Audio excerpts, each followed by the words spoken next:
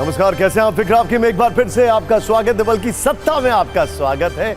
और आज सत्ता में फिक्र है उस हिंसा की जो बंगाल से लेकर ईरान तक हो रही है। सभी न्यूज मित्रों को आज हम सत्ते पे सत्ता में जो दिखाने वाले हैं, सबसे पहले वो देखते हैं, यानी 7 खबरें, दिलचस्प जानकारियां एक साथ। आज पहले आपको बंगाल लेकर चलेंगे, जहां लोकसभा चुनाव के पहले दिन लोकतंत्र को लहूलुहान और लहू तंत्र बनाने वाला अपराध हुआ है। वैसे तो ये बंगाल का ट्रेंड है, कैसे भी हो चुनाव कंफर्म है तनाव। लेकिन आज बंगाल में दहशत के लिए डिलीवरी बॉयज कौन है, यह जरूर देखेगा। फिर आपको बंगाल युद्ध से सीधे असली वॉर जोन में लेकर जाएंगे, जहां इजराइल ने ईरान को 6 दिन बाद मिसाइल और ड्रोन अटैक का जवाब दिया और उस इस्फहान शहर पर हमले किए हैं, जहां ईरान की न्यूक्लियर साइट्स हैं। अब ईरान गुस्से से बौखलाया हुआ है, उसका अगला प्लान क्या है, यह हम आपको बताने वाले हैं। आज प्रधानमंत्री मोदी ने मध्य प्रदेश की चुनावी रैली से पाकिस्तान पर भी एक जुबानी एयर स्ट्राइक की है। पीएम मोदी ने कहा, भारत का एक पड़ोसी देश जो आतंक का सप्लायर था, आज वो आटे की सप्लाई के लिए तरस रहा है, जबकि भारत की ग्रोथ स्टोरी पूरी दुनिया देख रही। आज पहले चरण का चुनावी चैलेंज भी पूरा हो गया। 21 राज्यों और केंद्र शासित प्रदेशों की 102 सीटों पर वोट डाले गए और अब 1625 उम्मीदवारों की किस्मत ईवीएम में लॉक हो गई। वैसे आंकड़ों के हिसाब से आज सबसे ज्यादा मतदान पश्चिम बंगाल में ही हुआ है। इस बीच दिल्ली के मुख्यमंत्री अरविंद केजरीवाल ने आज कोर्ट में ईडी के आलू पूड़ी और आम खाने वाले दावों को झूठा बता दिया। उन्होंने कहा कि अब तक उनके घर से 48 बार खाना आया है और इसमें से आम सिर्फ 3 बार ही आए हैं। जबकि ईडी ने कहा था कि केजरीवाल जानबूझकर जेल में मीठा खा रहे हैं, जिससे शुगर लेवल बढ़ जाए और मेडिकल आधार पर जमानत मिल जाए। आज सत्ता की एक कुंजी भारत और फिलीपींस की ब्रह्मोस वाली फ्रेंडशिप पर भी है और यह दोस्ती इस वक्त जिनपिंग को जोर जोर से चुभ रही है, क्योंकि भारत की सुपरसोनिक ब्रह्मोस मिसाइल की पहली खेप आज उस फिलीपींस में पहुंच गई, जो चीन का दुश्मन है। लेकिन इस डिलीवरी की मारक क्षमता कितनी है, यह देखेगा। और एक बड़ी खबर चीन से, जहां व्हाट्सएप और थ्रेड नहीं चलेगा, क्योंकि एप्पल ने अपने ऐप स्टोर से ये दोनों बड़े ऐप्स रिमूव कर दिए। हालांकि इसके पीछे एप्पल की ओर से चाइनीज सरकार के आदेश की दलील दी गई है।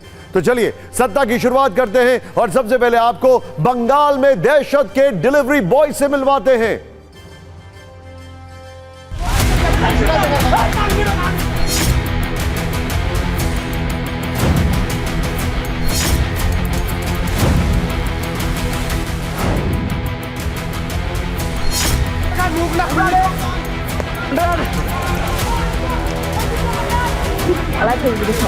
ভোট দিয়ে আসলে পরের দিন তাদেরকে খেসারত দিতে হবে।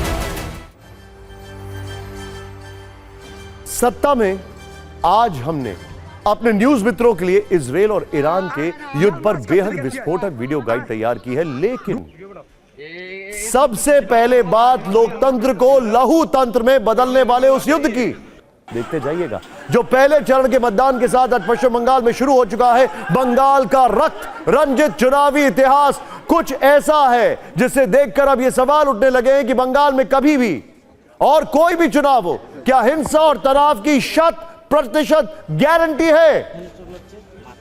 आखिर बंगाल में हर चुनाव में हालात ऐसे क्यों हो जाते हैं जैसे कोई युद्ध चल रहा हो, और फिर गोली मारने, बम फेंकने, बाल्टी में बम रखने और लाठी और पत्थर चलाने की तस्वीरें आने लगती हैं। इसका पहला ट्रेलर ये देखिए जरा। आज पश्चिम बंगाल के कूच बिहार से आया, जहां पहले चरण के वोट तंत्र पर चोट करने वाले हिंसक लोग फिर एक्टिव हो गए हैं। हर बार की तरह इस बार चुनाव में पश्चिम बंगाल के अंदर दहशत के लिए डिलीवरी बॉय अपने अपने अंडरग्राउंड बिलों से बाहर निकल आए।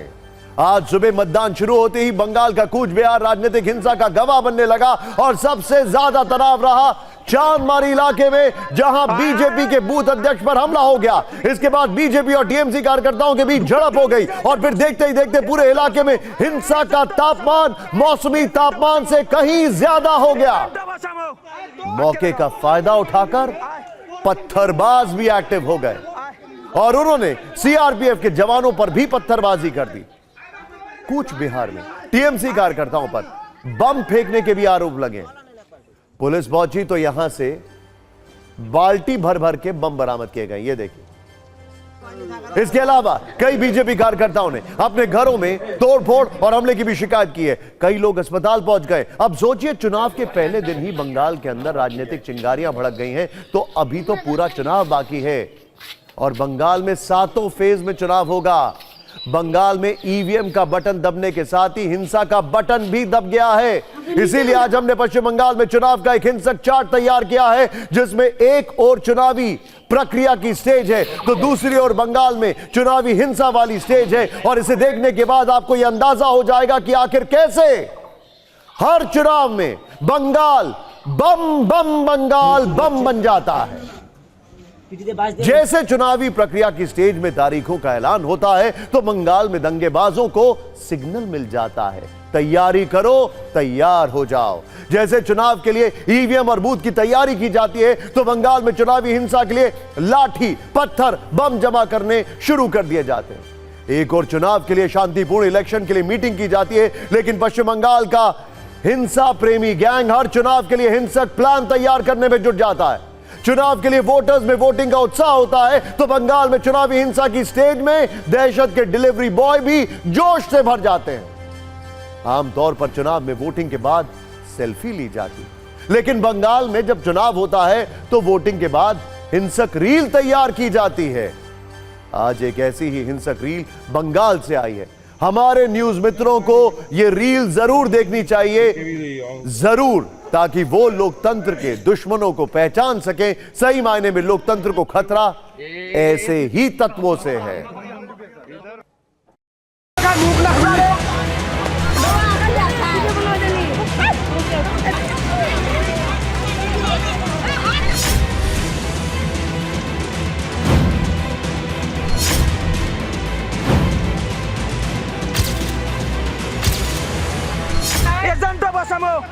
एजेंटो बसामो আটকে দেখাও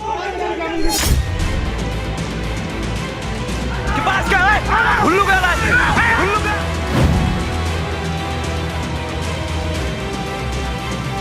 আমাকে মারধর করা হয়। বিজেপির বুথ সভাপতি আমাকে ধাক্কা দিয়ে বের করে দেয়, বলে ওকে তুমি যদি এক পাও আগা তোমাকে আমি গলা কেটে দেবো, তোমার বাচ্চাকে গিয়ে মুখ দেখতে পারবেন না, এরকম করে সবাইকে মারধর করে। আমাকে যেতে দিল না আর সবাইকে বলতেছে যে পুলিং এজেন্ট দিবে ওখান থেকে আর বের হতে পারবে না, তার কি গলা কাটিয়ে দেবো, তার বউ বাচ্চার মুখ দেখতে পারবে না।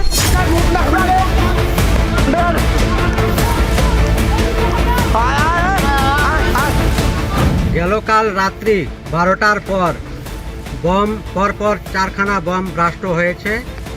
আর ভোটের 5 দিন আগের থেকে আমাদের বুথে টোটাল বুথে হুমকি দেওয়া হচ্ছে সাধারণ ভোটার যেন ভোট দিতে না যায়, ভোট দিয়ে আসলে পরের দিন তাদেরকে খেসারত দিতে হবে।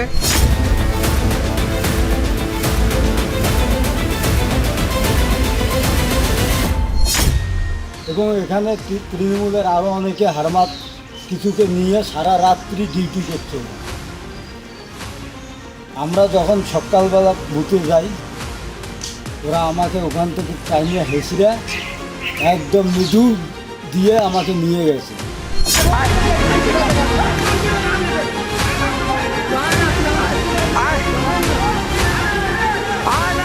আমার বাড়ি রাত্রি 3টের দিকে টিএমসি হামাদ বাহিনী এসে আমার বাড়ি ঘর ভাঙচুর লুটপাট করে চলে গেছে। আমার বাড়ির পয়সা করি সোনা দানা যা কিছু আছে সব লুট করে নিয়ে গেছে।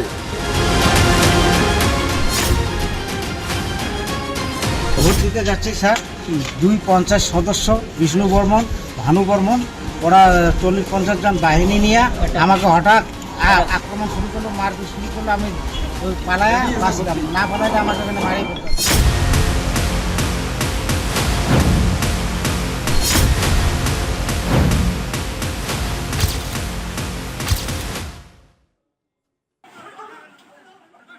बंगाल तो रोशोगुल्ला के लिए मशहूर है। कौन है वो जो बंगाल को बमों से बदनाम कर रहे हैं? आज बंगाल से जो तस्वीरें आई हैं उसके बाद पूछना जरूरी है कि आखिर हर चुनाव में बंगाल लाल क्यों हो जाता है। पिछले इतिहास जानने और समझने के बाद भी आखिर कैसे सत्ता और पुलिस प्रशासन बंगाल में इन दंगाबाजों के सामने सरेंडर कर देता है, क्योंकि ये पहला मौका नहीं है जब बंगाल में किसी चुनाव पर हिंसा हुई हो, और अभी तो ये शुरुआत भर है। इसीलिए बंगाल में हर फेज में चुनाव होता है। इलेक्शन कमीशन की तरफ से ये कोशिश की जा रही है इस बार, जिससे कि इसको न्यूट्रलाइज किया जाए, इस प्रवृत्ति को कंट्रोल किया जाए। पिछले वर्ष 2023 में पश्चिम बंगाल में 8 जून से 16 जुलाई के बीच पंचायत चुनाव हुए, और उस चुनाव में बंगाल के अलग अलग हिस्सों में भरपूर हिंसा, करीब 55 लोग मारे गए थे। इसी तरह 2019 में लोकसभा चुनाव में पूरे बंगाल के अंदर हिंसा की 693 घटनाएं हुई और इसमें 11 लोगों की जान चली गई। जबकि गृह मंत्रालय की रिपोर्ट के मुताबिक वर्ष 2019 में चुनाव के बाद भी राजनीतिक हिंसा जारी थी, और 1 जून से 31 दिसंबर के दौरान पूरे बंगाल में राजनीतिक हिंसा के 852 मामले दर्ज किए गए। 61 लोगों की मौत हो गई थी, 1500 से ज्यादा घायल हो गए थे। इसके अलावा वर्ष 2018 में हुए पंचायत चुनाव में भी हिंसा होती है बंगाल के अंदर, 23 लोगों की मौत हो जाती है। सोचने वाली बात है, चुनाव स्थानीय स्तर का हो या राष्ट्रीय स्तर का, बंगाल में हिंसा की गारंटी है। हर चुनाव में इस हिंसा का रिपीट टेलीकास्ट होता है। आज बंगाल में वोटिंग के दिन जो हिंसा हुई, उस पर किस तरह जुबानी शोले निकल रहे, अब आप ये नोट कीजिए। फिर होगा इस खबर का नजरिया 9, जो अपने आप में ममता बनर्जी के लिए कठिन सवाल है।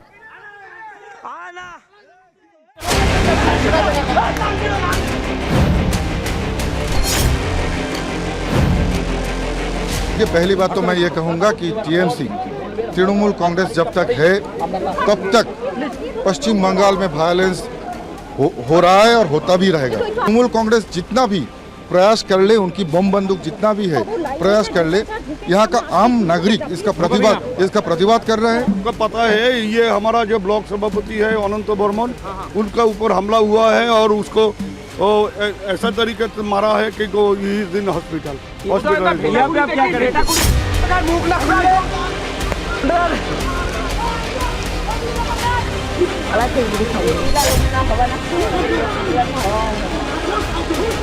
भेटागुड़ी का हमारा ब्लॉक प्रेसिडेंट अनंत बर्मन, उसको पूरी तरह मारा गया, बुरी तरह पीटा गया, और उसको अभी अस्पताल में एडमिट होकर ट्रीटमेंट लेना पड़ रहा है। यानी कि शुरू से जैसे कि इन लोगों को पता चल गया कि बंगाल का आम आदमी का समर्थन इसके पास नहीं जा रहा है, ये बुरी तरह हारने वाला है, इसलिए शुरुआत से ये लोग संतोष करने में लगे हुए। ममता बनर्जी को मालूम नहीं है, उनका पुलिस को मालूम नहीं है कहाँ से बम आया, कौन खेती में रखा, किस लिए रखा, सब मालूम है, सब कुछ मालूम है। आज तेरा बरस अगर ममता बनर्जी जनता के लिए काम करते हैं ना, तो आज ये दिन देखना नहीं पड़ता।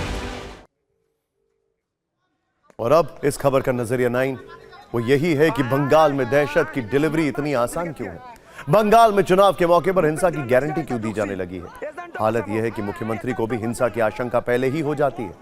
मौसम की तरह वो हिंसा का पूर्वानुमान जनता के साथ शेयर करती हैं और लोगों को सावधान भी करती हैं, जो कि अच्छी बात है। लेकिन इसके बाद भी राज्य की कानून व्यवस्था हिंसा को रोक क्यों नहीं पाती। पहले रामनवमी के दिन मुर्शिदाबाद में हिंसा हुई और अब चुनाव के दिन कूच बिहार में हिंसा हुई। बंगाल के संदर्भ में कानून व्यवस्था पर मंथन होना जरूरी है।